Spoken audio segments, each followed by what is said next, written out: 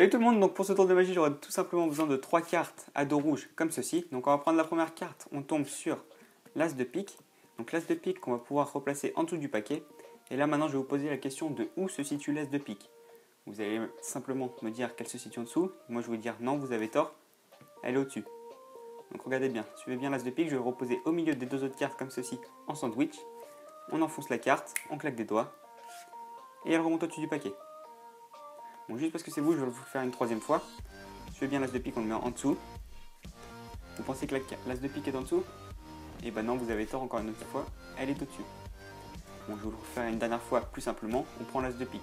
Suivez bien l'as de pique, il est ici. On le met en dessous du paquet. Et là, vous allez me dire, c'est simple, tu as 3 as de pique, tu as juste à retourner une carte et c'est un as de pique. Oui, en effet, vous avez raison, car sur les 3 cartes, c'est 3 as de pique. Donc vous allez me dire, ouais, t'es pas magicien, tu sais pas faire un tour parce que tu as 3 as de pique, c'est super facile pour toi. Moi aussi, je peux le faire. Alors, regardez bien, au final, sur les 3 cartes que j'avais, j'ai jamais eu d'as de pique. Parce que sur mes 3 cartes, j'ai toujours eu des rois. Le roi de carreau, le roi de pique et le roi de cœur. Et voilà pour la démonstration de ce tour de magie.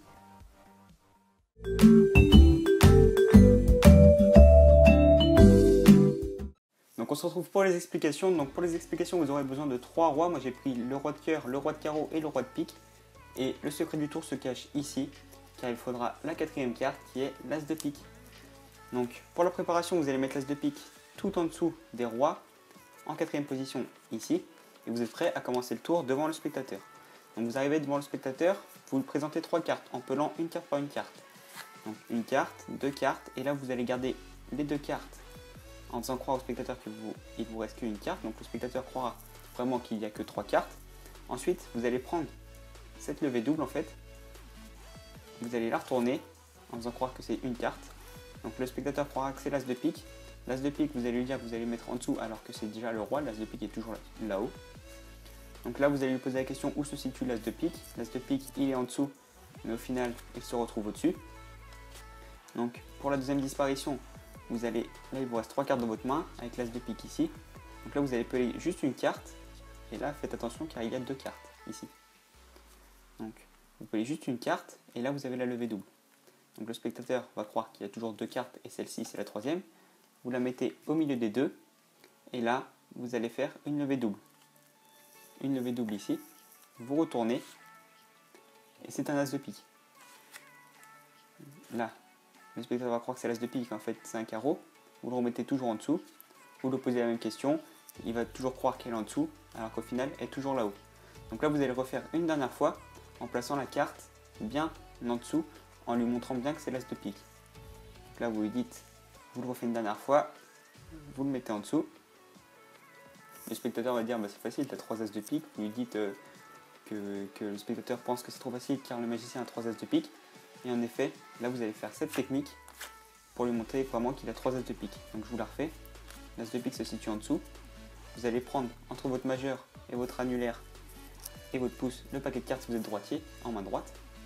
Vous allez peler une carte du dessus, vous allez montrer la carte du dessous. Vous allez repeler une carte et vous remontez la carte du dessous. En gros, la carte du dessous reste toujours la même. Vous pelez une carte du haut, vous montrez celle du dessous. Une autre carte du haut, vous montrez celle du dessous. Donc vous pelez juste 2 fois pour qu'après il vous reste que 3 cartes et ici la levée double. Donc vous le refaites une dernière fois.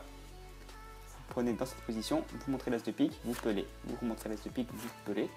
Et hop, là le tout, vous posez tout. Donc ensuite, il va falloir faire une levée double. Donc non, pas de levée double. Là, vous avez juste, parce que là, au-dessus, vous avez un roi. Donc le roi, vous allez juste le peler et le mettre en dessous rapidement.